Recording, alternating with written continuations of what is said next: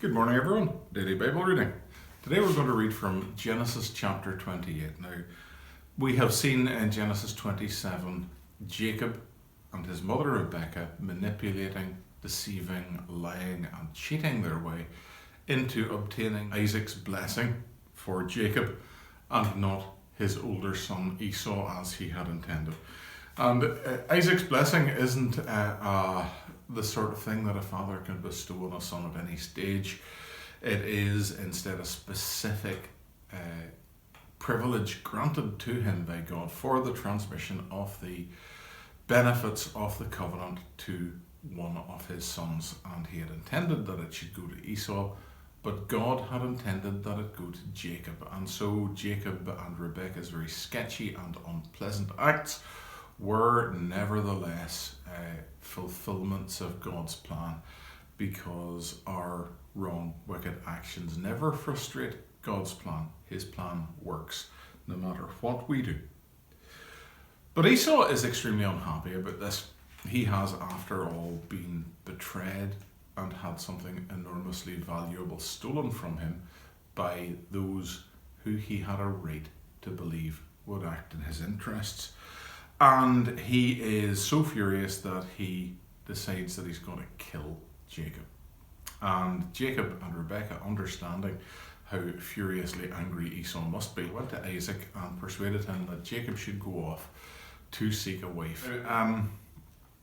Jacob was not sent off with lots of possessions and servants. He wasn't sent off with the enormous resources, for example, that the servant was sent to seek a wife for Isaac.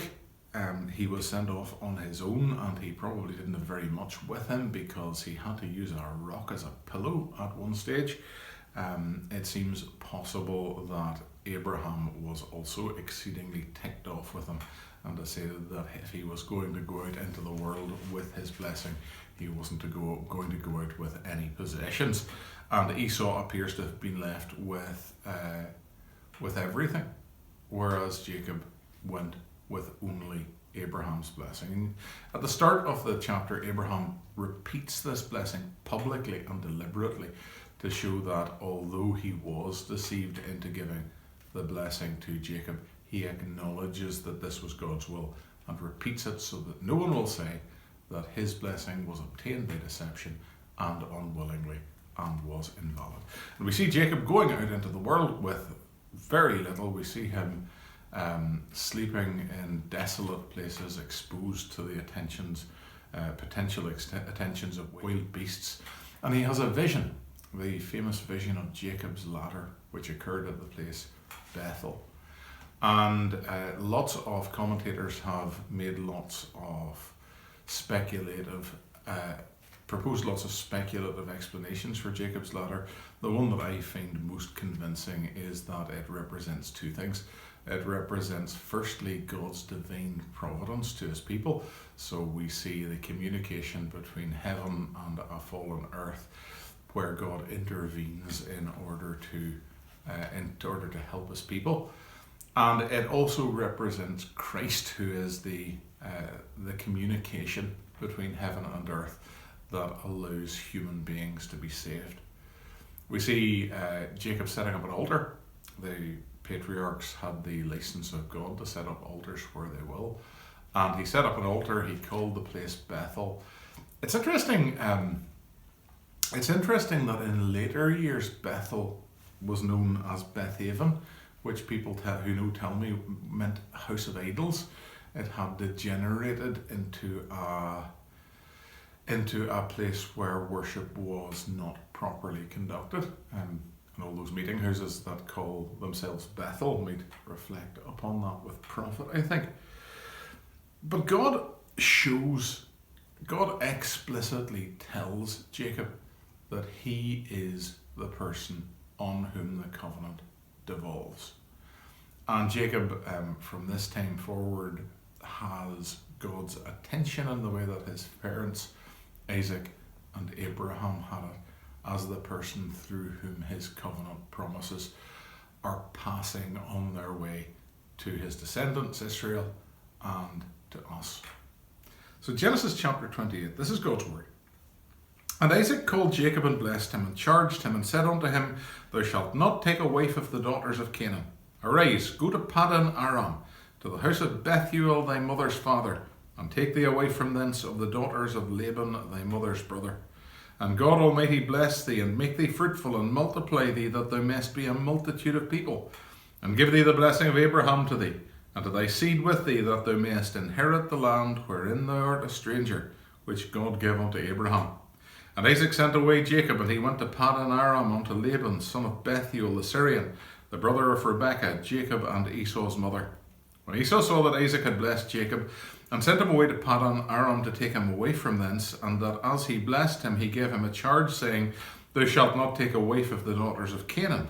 And that Jacob obeyed his father and his mother, and was gone to Paddan Aram.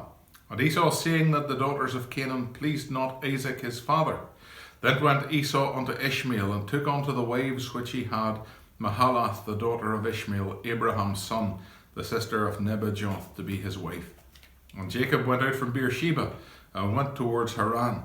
And he lighted upon a certain place, and tarried there all night, because the sun was set. And he took of the stones of that place, and put them for his pillows, and lay down in that place to sleep. And he dreamed, and behold, a ladder set up on the earth, and the top of it reached to heaven. And behold, the angels of the Lord ascending and descending on it. And behold, the Lord stood above it, and said, I am the Lord God of Abraham thy father, and the God of Isaac. The land whereon thou liest, to thee will I give it, and to thy seed. And thy seed shall be as the dust of the earth, and thou shalt spread abroad to the west, and to the east, and to the north, and to the south. And in thee and in thy seed shall all the families of the earth be blessed. And behold, I am with thee, and will keep thee in all places whither thou goest, and will bring thee again into this land, for I will not leave thee until I have done that which I have spoken to thee of. And Jacob awaked out of his sleep, and he said, Surely the Lord is in this place, and I knew it not. And he was afraid, and said, How dreadful is this place! This is none other but the house of God, and this is the gate of heaven. And Jacob rose up early in the morning, and took the stone that he had put for his pillows, and set it up for a pillar, and poured oil upon the top of it. He called the name of that place Bethel, but the name of that city was called Luz at the first. And Jacob vowed a vow, saying, If God will be with me, and will keep me in the way that I go, and will give me bread to eat, and raiment to put on, so that I come again to my father's house in peace, then shall the Lord be my God. And this stone which I have set for a pillar shall be God's house, and of all that thou shalt give me, I will surely give the tenth unto thee. And may God bless this reading from his holy and perfect word. Amen.